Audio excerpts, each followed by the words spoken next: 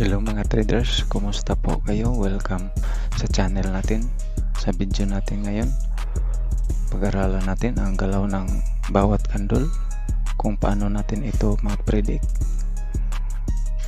kung ano ang next candle, para maintindihan natin buyers or sellers ba ang pumasok. Sa example natin dito,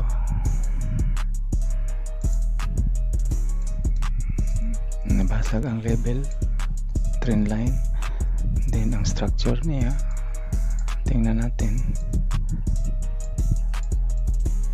diba? After break, pumasok ang buyers dito, nabasag, pumasok ang buyers, diba? After break, pumasok ang buyers. After break, pumasok ang buyers. After break, pumasok ang buyers. Pero dito hindi nabasag ang level, so parang hint na ito na mag change na ng direction ang market. Then nabasag ang trend line, so meaning confirm ito, valid ito na double bottom kasi nabasag, then nag-create ng trend. Okay, then dito nag-close ang price sa level, sellers, then buyers, so humihina ang buyers dito, then strong rejection nasa level, so reversal candle, meaning binigyan tayo ng sign o signal na pumasok ang sellers kasi holding point ito, reversal candle nasa level. So dito mag-expect tayo na pumasok ang sellers. Okay, tingnan natin ang next candle. Okay,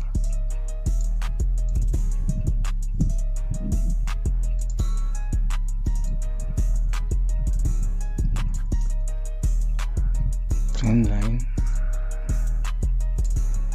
then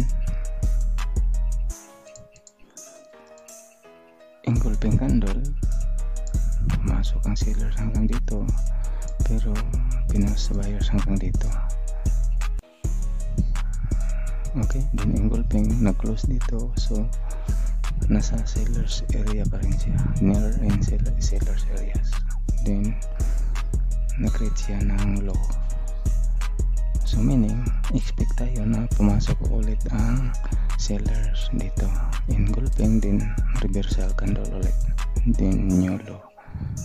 Okay, tingnan natin. Very strong red candle,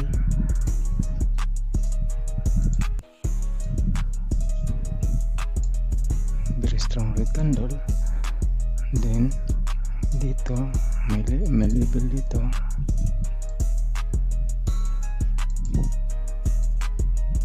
diba?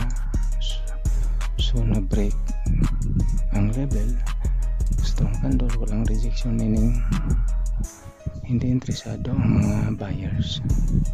So may expect tayo na pumasok ulit dito ang sellers kasi ang next level dito ang next level, holding point ito. Okay, so tingnan natin ang next candle. Okay, sellers entered again dito, ang level dito yung level, so may gap pa, then sellers momentum na, diba? Strong candle din ito, diba? Kunting rejection lang, so meaning diba interesado ang buyers dito, less buyers pa. So dito mag-expect ulit tayo na pumasok ang sellers kasi momentum, then gap, may gap siya dito. Okay, tingnan natin. Okay,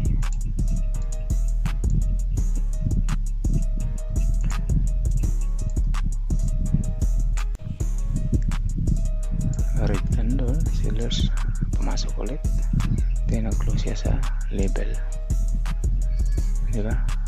Nag-close sa level, reversal candle ito, diba? Tapos tingnan natin ang candle, malakas, medyo malakas, humina na. So ang sellers, humina ang momentum niya, diba? Humihina ang momentum ng sellers, meaning tapos reversal candle, nag-close dito, holding point. So meaning pumasok dito ang buyers, kasi sinubukan ng buyers dito pumasok, pinost ng sellers hanggang dito, then may mga rejection, meaning may mga buyers din dito na-close ang candle, meaning expect tayo na pumasok ang buyers dito kasi holding point ito, strong level. Okay, tingnan natin. Okay, strong buyers with strong rejection.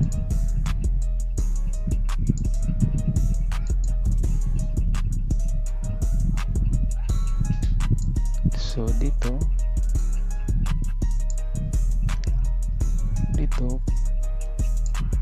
pumasok buyers hanggang dito, then nireject sa sellers at nag-close hanggang dito. So meaning dito nireject, diba? Tingnan natin ang wick niya, nireject ang price ditong banda. So meaning nandito yung mga sellers, so may gap siya, engulfing candle, high gap. So expect tayo na pumasok ulit ang buyers, then uptrend. Okay, tingnan natin. Okay, buyers enter again now. Ito level dito, tingnan natin, nag-close dito. So hindi na basag ang wick niya dito, diba? Dito na close, may rejection. So ibig sabihin dito may mga sellers dito gustong pumasok.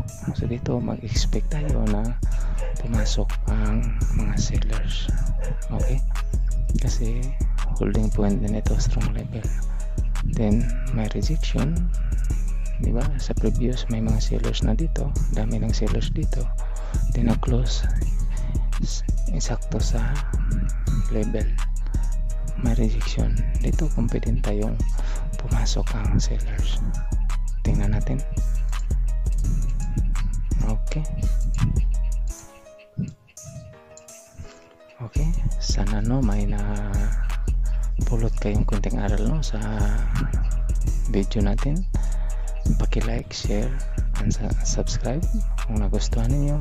Maraming salamat and happy trading.